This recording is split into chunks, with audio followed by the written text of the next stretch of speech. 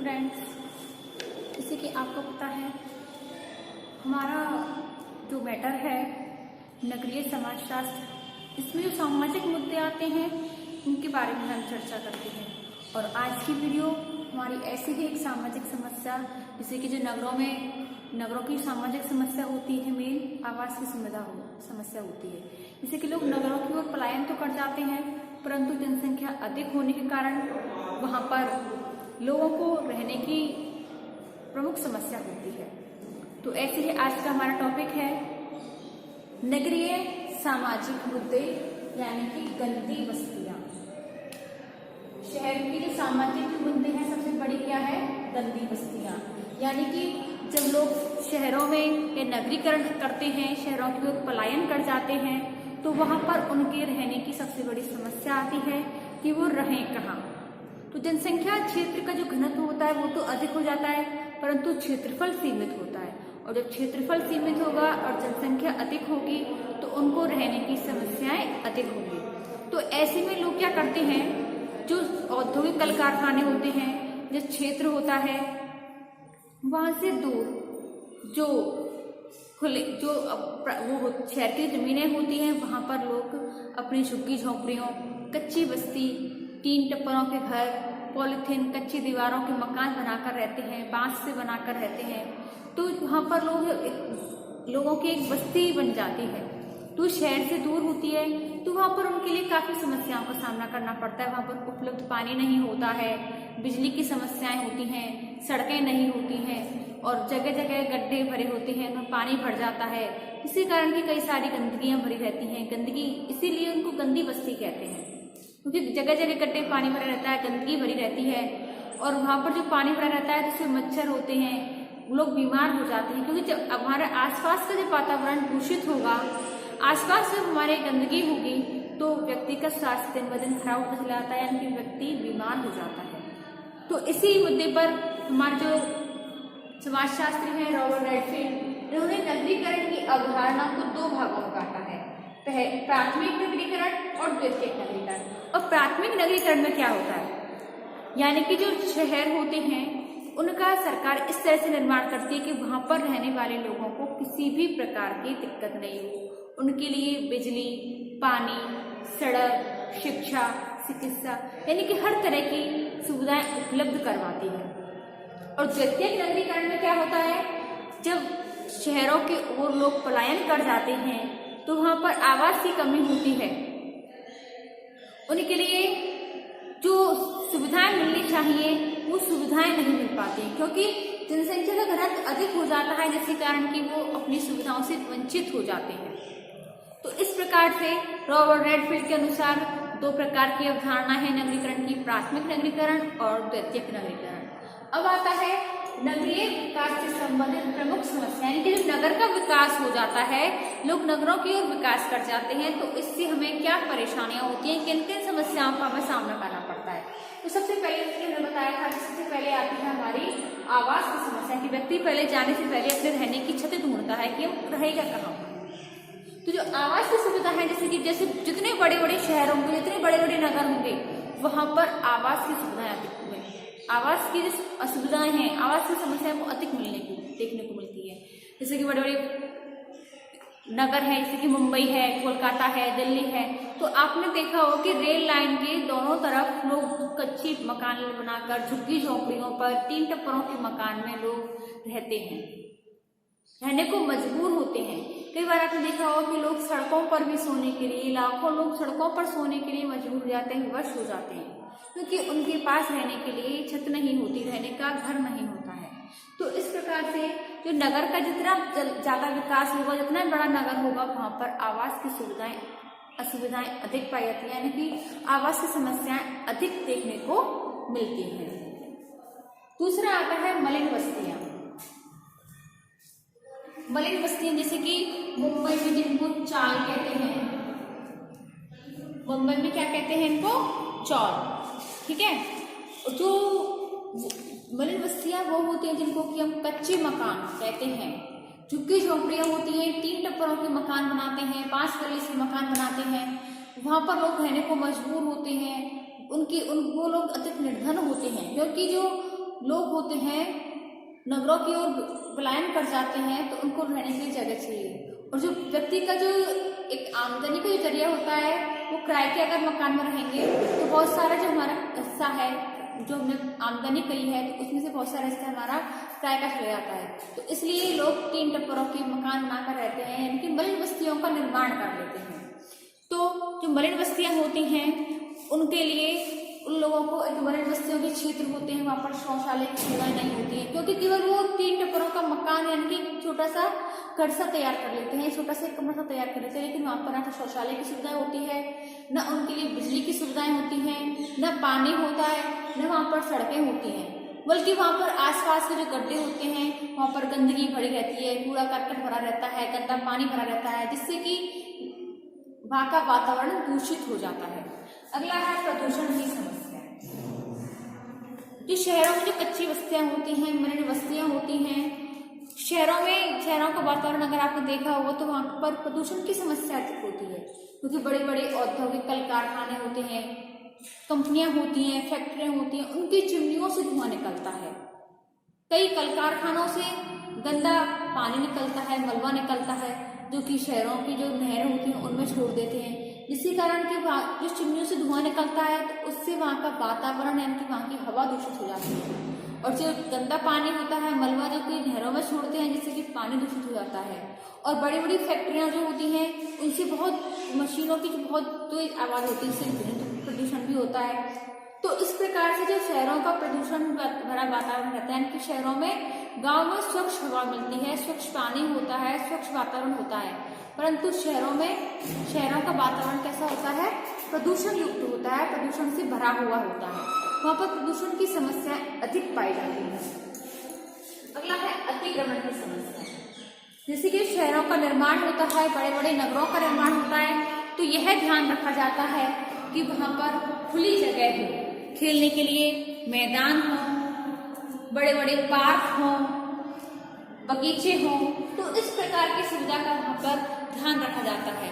परंतु लोगों के नगरीकरण के कारण जब रहने की सुविधाएं नहीं होती हैं, रहने के लिए स्थान नहीं होता है, तो लोग उन जगहों पर भी अतिक्रमण कर लेते हैं और उन जगहों पर भी कच्ची पक्की झोंपड़ी बनाकर, मकान बनाकर, घर बनाकर लोग रहने लग जाते हैं, जिससे कि अतिक्रमण की समस्या होती है। कई बार आपने देखा होगा कि बाजारों में भी जो दुकानदार लोग होते हैं वो अपनी दुकान के आगे भी अतिक्रमण कर लेते हैं, जिससे कि सड़कों पर जाम की स्थिति हो जाती है। सड़क पर आने जाने वाले लोगों के लिए समस्या पैदा होती है कि लोग वाहन लेकर आते हैं, लेकिन दोनों साइड के दुकानदार होते हैं, दोनों साइड के दुकानदार अपने अपने दुकानों के आगे अतिक्रमण कर लेते हैं, तो वहां पर जाम की स्थिति हो जाएगी, लोगों को आने जाने में सुविधाएं नहीं होती, बल्कि उनकी परेशानी का सामना करना पड़ता है। तो इसी प्रकार से जो आवासीय क्षेत्र होते हैं वहां पर बड़े बड़े नर्सिंग होम, व्यापारिक प्रतिष्ठान खुल जाते हैं, जिससे कि जनजीवन असुरक्षित बनने लगता है। अगला आता है बुनियादी सुविधाओं की कमी। बुनियादी सुविधाओं की कमी यानी कि जो नगरीय समस्याएं होती हैं वहां पर लोगों को बिजली, पानी, स्वच्छ वातावरण, हरियाली, तो इस यातायात, रोजगार, इस तरह की सुविधाएं मिल सकें, इसके लिए लोग अपने अपने गांव को छोड़कर शहरों की ओर पलायन करते हैं, परंतु वो गांव से भी ज्यादा दुखी होते हैं, क्योंकि गांव में पानी 24 घंटे उपलब्ध होता है, कि हैंडपंप होते हैं, कुएं होते हैं, तालाब होते हैं, तो वहां से जब मन करे तो पानी ले सकते हैं, परंतु शहरों में पानी कुछ ही घंटों की सप्लाई होती है, पानी कुछ ही घंटे आता है, जिसके कारण लोगों को बहुत सामना करना पड़ता है।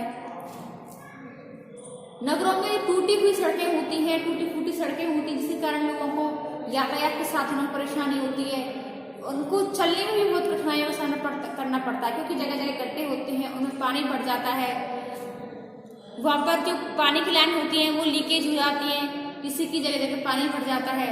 तो इस प्रकार के जो जल भर जाता है तो वहां पर गंभीर समस्याएं पैदा हो जाती हैं। तो इस प्रकार के शहरों में काफी सारी समस्याओं का सामना करना पड़ता है।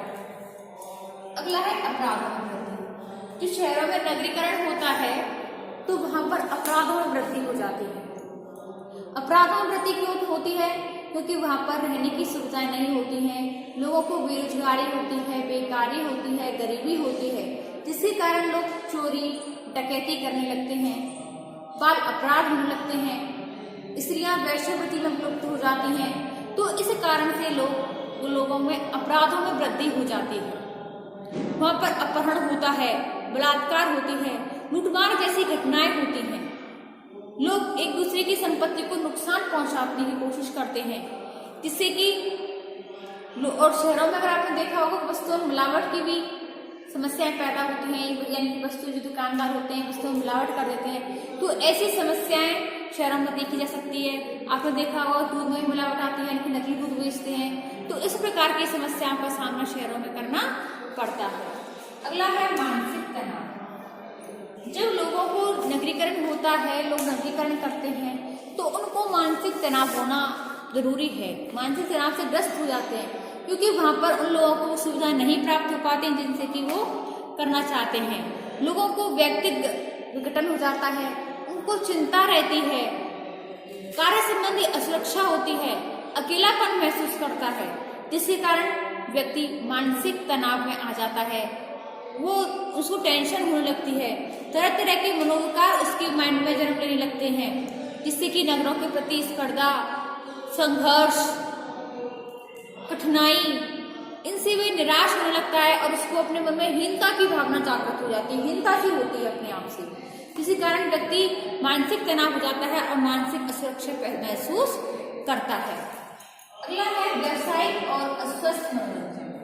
यानी कि आपने देखा होगा कि गांव में लोग चौपालों पर बैठकर घंटों घंटों बातचीत करते हैं, हुक्का बीड़ी पीते हैं, हंसी मजाक करते हैं, परंतु शहरों में इस तरह की कोई सुविधा नहीं होती है। यानी कि लोग बहुत कम ही बातचीत कर पाते हैं, कोई बातचीत नहीं होती कि कहीं चौराहों पर बातचीत करें, क्या है, ऐसा कुछ नहीं होता है शहरों में। शहरों में मनोरंजन के लिए टीवी होती है, सिनेमा घर होते हैं, क्लब होते हैं, जिनसे कि व्यक्ति मनोरंजन तो कर लेता है, लेकिन उसे मानसिक संतुष्टि, जो कि हंसी मजाक करके, बातचीत करके, एक दूसरे के सुख दुख बांट करके असीम संतुष्टि प्राप्त होती थी, उस प्रकार के मनोरंजन नहीं हो पाता है व्यक्ति को। यानी कि जो टीवी, सिनेमा, क्लबों से जो व्यक्ति मनोरंजन का कार्य करता है, मनोरंजन करता है, तो उससे व्यक्ति मनोरंजन तो कर लेता है, लेकिन वह अस्वस्थ मनोरंजन होता है, क्योंकि व्यक्ति उस प्रकार के मनोरंजन से फ्रेश नहीं हो पाता है, उसका माइंड फ्रेश नहीं हो पाता है। क्योंकि जो मनोरंजन ऐसे जो होते हैं, इससे व्यक्ति काल्पनिक दृश्यों, आपराधिक व्यवहारों से भरपूर और रोमांचित प्रकृति का मनोरंजन होता है। इससे व्यक्ति का मनोरंजन वास्तविक जीवन से उसका कोई मतलब नहीं होता है, क्योंकि टीवी सिनेमा में जो होते हैं वो कई तो रोमांचकारी होते हैं, कई भावात्मक होते हैं, कल्पनाशील होते हैं, जिससे कि व्यक्ति के जीवन का कोई संबंध नहीं होता है। इसलिए व्यक्ति ठीक प्रकार से मनोरंजन नहीं कर पाता है। अब आता है मलिन बस्तियां। मलिन बस्तियां क्या होती हैं? तो जैसे कि आपने देखा है कि जो इतने बड़े बड़े शहर होंगे तो वहां पर आवास की सुविधा नहीं होती है, रहने की दिक्कतें होती हैं, तो इसलिए लोग शहरों के बीच में या शहरों से दूर एक कच्चे मक्के मकान बनाकर रहने लगते हैं, झुग्गी झोंपड़े बनाकर रहते हैं, टीन टप्परों के मकान होते हैं, बांस बल्लियों से मकान बनाते हैं, पॉलिथीन और कच्ची दीवारों से दीवार खड़ी करते हैं। और जो ऐसे जो बस्ती होती है, ऐसे जो लोग होते हैं, कॉलोनी होती है, उसको मलिन बस्ती कहते हैं, यानी कि गंदी बस्ती कहते हैं। और मुंबई में इस बस्ती को क्या कहते हैं? चौल कहते हैं। दिल्ली में इसे क्या कहते हैं? बस्ती कहते हैं। इस प्रकार से उनको अलग अलग जगह पर अलग अलग नाम दिए जाते हैं। और कोलकाता में कानपुर में इसको बस्ती का नाम दिया जाता है। तो इस प्रकार से इनको अलग अलग जगह पर अलग अलग नाम से जाना जाता है। तो जो मलिन बस्तियां होती हैं, ये इनका जो दूसरा रूप होता है, कुल मिलाकर बात यह है कि जो झुग्गी झोपड़ियों के रूप में जो देखा जाता है, उनको मलिन बस्तियां का रूप कहते हैं, इनकी मलिन बस्तियां कहते हैं। अब आते हैं मलिन बस्तियों की प्रकृति कैसी होती है।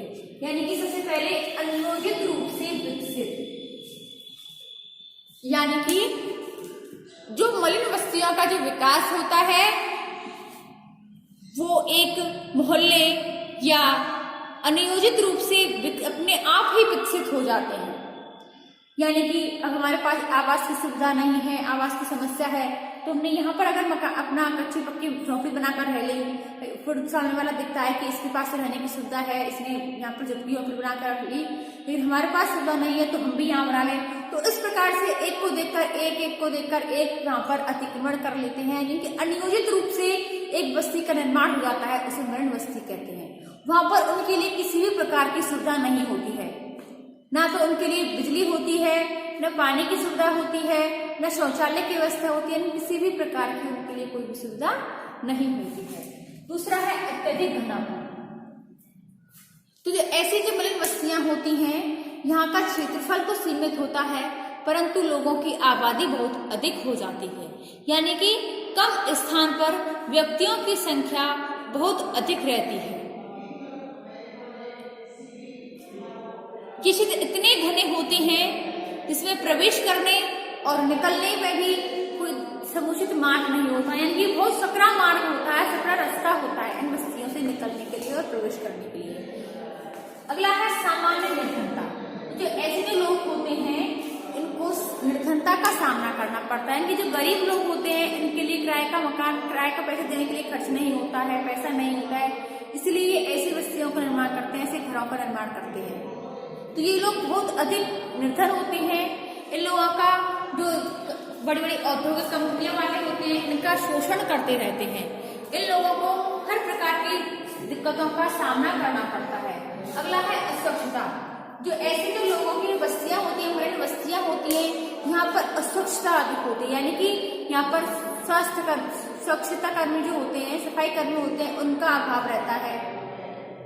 आसपास के जो गड्ढे होते हैं वहां पर कूड़ा करकट जमा हुआ होता है, गंदा पानी भरा रहता है, तो इस प्रकार से वहां का वातावरण कैसा होता है, अस्वच्छ रहता है। यहाँ पर शौचालय की कमी होती है ऐसी बस्ती में, जिसके कारण के लोग, बस्ती के जो लोग होते हैं वो अपनी बस्ती से थोड़ी दूर जाकर ही शौचालय से निवृत्त हो जाते हैं, जिससे कि वहां का जो वातावरण होता है दुर्गंधपूर्ण होता है। और ऐसे जो व्यक्ति लोग होते हैं इनके लिए शरीर को साफ करने के लिए, स्नान करने के लिए पानी की सुविधा नहीं होती है, तो कम नहाते भी हैं, और पानी अगर नहा भी लेते हैं तो पानी की निकासी के लिए भी जगह नहीं होती, तो वहां पर पानी भरा रहता है, तो ऐसी दिक्कतें वहां पर अधिक रहती हैं। अगला है नागरिक सुविधाओं का अभाव, यानी कि उनके लिए नागरिक सुविधाएं शहरों में होती हैं, जैसे कि पानी की सुविधा है, बिजली की सुविधा है, यातायात की सुविधा है, संचार की सुविधा है, सड़कों की सुविधा है। तो ऐसी सुविधाओं का अभाव इन बस्तियों में देखा जा सकता है, यानी कि जो ऐसी बस्तियां हैं इन लोगों को किसी भी प्रकार की सुविधाएं प्राप्त नहीं होती है। ये लोग केवल झुग्गी झोंपड़ियों के रूप में देखे जा सकते हैं। इन लोगों के पास किसी भी प्रकार की कोई भी सुविधा नहीं होती है। अगला है विचलनकारी व्यवहार, यानी कि यहाँ के जो लोग होते हैं इनका व्यवहार कैसा होता है, विचलनकारी होता है। ये हमेशा मानसिक तनाव, कुंठा और चिंताओं से घिरे हुए रहते हैं, चिंता इनके मन में हमेशा रहती है, इसलिए ये कभी कभी नशीली दवाइयों का भी सेवन करते हैं, नशा करते हैं, जुआ खेलते हैं। तो इस प्रकार की ये गंदी गंदी आदतों के शिकार हो जाते हैं, और जिसके कारण फिर वो लोग, उनके बच्चे बाल अपराध में लिप्त हो जाते हैं, उनकी स्त्रियां वेश्यावृत्ति में लिप्त हो जाती हैं। तो इस प्रकार की जो समस्याएं हैं वो लोगों को देखने को मिलती हैं। तो ये जो व्यवहार है वो लोग जीवन जीने के उनके ढंग बन जाते हैं, जीवन जीने का व्यवहार बन जाता है, तरीका बन जाता है। अगला है उपेक्षित क्षेत्र, यानी कि जो ऐसे जो क्षेत्र होते हैं, जो मलिन बस्तियां होती हैं, इनसे लोग उपेक्षा करते हैं, इनकी घृणा की दृष्टि से देखते हैं। अगला है जीवन विधि की भिन्नता, यानी कि सभी तरह के जो अभाव होते हैं, इसके साथ ही मलिन बस्तियों के लोग अपने जीवन जीने का तरीका ढूंढ लेते हैं। जीवन विधि में अनेक तरह की भिन्नता देखने को मिलती है, यानी कि वहां के जो लोग होते हैं अपनी भाषा, विश्वास, रीति रिवाज, जन रीतियां, लोकाचार, इन सब से दूर अपने अपने जीवन जीने के तरीके से वहां पर जीवन जीना शुरू कर देते हैं। अब इसके बाद आता है मलिन बस्तियों के कारण, यानी कि मलिन बस्तियां बनी, इसके मेन कारण क्या थे, मलिन बस्तियों के निर्माण के कारण क्या थे, मलिन बस्तियों का विकास क्यों हुआ, इसके कारण क्या रहे। इसके लिए आता सबसे पहले औद्योगिकरण और नगरीकरण। यानी कि जब लोग शहरों में औद्योगिकरण शुरू हुआ तो लोग अपने अपने गांव को छोड़कर, अपने जन्म स्थान को छोड़कर शहरों की ओर पलायन करने लगे। शहरों की ओर पलायन करने लगे तो लोगों के पास रहने की सुविधाएं नहीं थी, क्योंकि जनसंख्या अधिक हो गई तो वहां पर रहने की सुविधा नहीं थी। तो रहने के लिए व्यक्ति को छत की आवश्यकता होती है, जिसके कारण लोग कभी कभी रेल के दोनों साइडों में लगे रहती है खुली, वहां पर अपनी झुग्गी झोंपड़ी बनाकर रहने लगे। फिर शहरों से दूर जो कहाँ पर खुली जगह दिखी वहां पर अपनी अपनी कच्ची झोंपड़ी बनाकर रहने लगे। तो इसी प्रकार की सुविधाएं उनके लिए समस्या थी, रहने की समस्या थी। तो इसका मेन कारण था नगरीकरण, यानी कि नगरीकरण के कारण नई बस्तियों का निर्माण शुरू हुआ। अगला है मकानों की कमी। किंतु जो बड़े बड़े शहर होते हैं, बड़े बड़े नगर होते हैं, वहां पर जनसंख्या घनत्व इतना अधिक हो जाता है कि लोगों के लिए रहने को मकान नहीं रहते,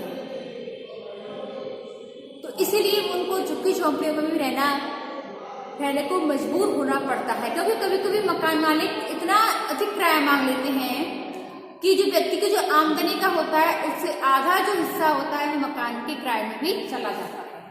अगला है जनसंख्या में वृद्धि। क्योंकि जब लोग शहरों की ओर पलायन करने लगे तो वहां पर जनसंख्या का घनत्व भी बहुत अधिक होने लगा। जनसंख्या का घनत्व अधिक हुआ, जनसंख्या में वृद्धि हुई, तो रहने के लिए जो जगह नहीं थी तो लोगों ने मलिन बस्तियों का निर्माण करना शुरू कर दिया। अगला है ग्रामीण बेरोजगारी।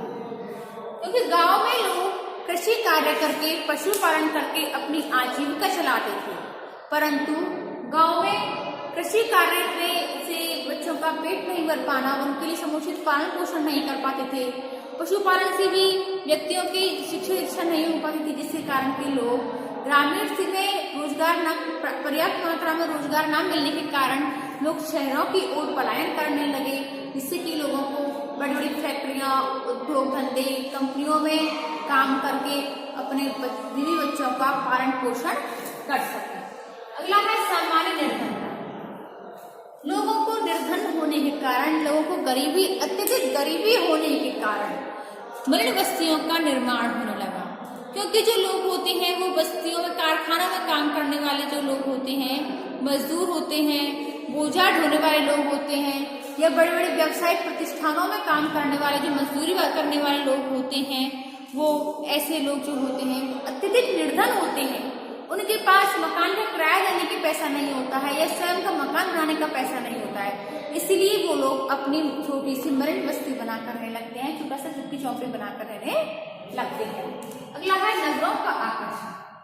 जैसे कि आपने देखा होगा कि गांव का जीवन जो होता है सादा सरल जीवन होता है, इसीलिए जो लोग वहां पर गांव में जो लोकाचार होते हैं, रीति रिवाज होते हैं, परंतु शहरों की चकाचौंध होती है, यातायात के साधन होते हैं, सड़कों का निर्माण होता है, संचार के साधन होते हैं, शहरों की चमक दमक होती है, वेशभूषा, खान पान, जीवन शैली से लोग वशीभूत हो जाते हैं, नगरों की ओर आकर्षित होने लगते हैं।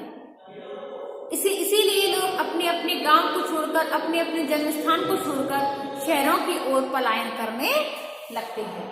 कभी कभी लोग शिक्षा के लिए भी पलायन कर जाते हैं कि गांव में प्रचुर मात्रा में उनके बच्चों को शिक्षा नहीं मिल पाती है, लेकिन वो अपने बच्चों को पढ़ाना चाहते हैं, तो इस कारण भी लोग शहरों की ओर पलायन कर जाते हैं। अगला है मकान मालिकों द्वारा शोषण। यानी कि जो मकान मालिक होते हैं वो एक बहुत बड़ी आमदनी का जो हिस्सा होता है वो मकान के किराए के रूप में ले लेते हैं, और इसके साथ ही उनसे कई तरह के कार्य करवाते हैं, उनको गाली गलौज देते हैं, उनसे लड़ाई झगड़ा करते रहते हैं। इससे भी तंग आकर लोग किराए का मकान न लेने की बजाय स्वयं की झुग्गी झोंपड़ी बनाकर रहना अधिक पसंद करते हैं, क्योंकि जो बड़े बड़े जो मकान मालिक होते हैं उनका उद्देश्य केवल किराया प्राप्त करना होता है। वो छोटे छोटे कमरे बनवाकर किराए के देते हैं, उनके लिए किराया वसूली करते हैं, लेकिन उन किराए के मकानों में उनको किसी प्रकार की सुविधाएं प्राप्त नहीं होती है, तो इसीलिए भी लोग मलिन बस्ती बनाकर रहने को मजबूर हो जाते हैं। अगला है क्षेत्रीय असंतुलन। क्षेत्रीय असंतुलन यानी कि जो लोग होते हैं, ग्रामीण क्षेत्र के जो लोग होते हैं वो दूर दूर से लोग औद्योगिक कारणों के, औद्योगिक क्षेत्र में काम करने की वजह से दूर दूर से लोग आकर रहने लग जाते हैं, जिससे कि क्षेत्रों में असंतुलन की स्थिति पैदा हो जाती है। यानी कि जो लोग गांव से आए होते हैं लेकिन शहरों में उनके वो असमंजस्य पैदा हो जाता है, क्योंकि शहरों के जो तौर तरीके होते हैं, जीवन जीने का तरीका होता है, वो नहीं जान पाते हैं, जिससे कि असंतुलन की स्थिति से आ जाते हैं। अगला है स्वास्थ्य के प्रति उदासीन। क्योंकि मलिन बस्तियां होती हैं, गंदी बस्तियां होती हैं, वहां पर लोगों का स्वास्थ्य दिन ब दिन गिरता चला जाता है, यानी कि वो बीमारी के शिकार हो जाते हैं। लेकिन मलिन बस्तियों के जो लोग होते हैं स्वास्थ्य के प्रति उदासीन होते हैं। दिन भर काम करके जो थकान हो जाती है और उन्हें किसी भी प्रकार का समय नहीं मिलता है, और जिससे कि वो अपने जो आवास के आसपास जो गंदगी भरी रहती है कि उसको साफ सफाई कर सकें। तो वहाँ के जो आसपास चारों तरफ जो गंदगी भरी रहती है वो स्वास्थ्य को भले कितना भी नुकसान पहुंचाए, लेकिन उनको उसी गंदगी में जीवन बिताने की आदत सी पड़ जाती है, क्योंकि वहाँ का जो वातावरण होता है वो दूषित भरा रहता है, आसपास कूड़ा करकट होता है, गंदा पानी भरा रहता है, लेकिन उसको साफ करने के लिए उनके पास समय नहीं होता है कि वो उसको साफ कर सके। और दिन भर सुबह उनको काम पर जल्दी जाने की जल्दी रहती है और शाम को थक्कर चूर हो जाते हैं, जिससे कि साफ सफाई नहीं कर पाते हैं। अगला है भू माफियाओं के स्वार्थ। भू यानी कि भूमि, माफियाओं के स्वार्थ, यानी कि ये एक प्रमुख कारण है जिससे कि समाज में जो अपराध की प्रवृत्ति है भू माफियाओं के स्वार्थ है। यानी कि ये लोग नगर के बाहर के क्षेत्र होते हैं, सरकारी जमीन हो या व्यक्तिगत जमीन हो, इस पर वो लोग अपना कब्जा कर लेते हैं और इसके बाद वहां पर छोटी छोटी झुग्गी झोंपड़ियां बनाकर लोगों को किराए पर भी दे देते हैं। वो लोगों का स्वार्थ होता है उनसे किराए की वसूली करना। अगला है सरकार की उदासीन।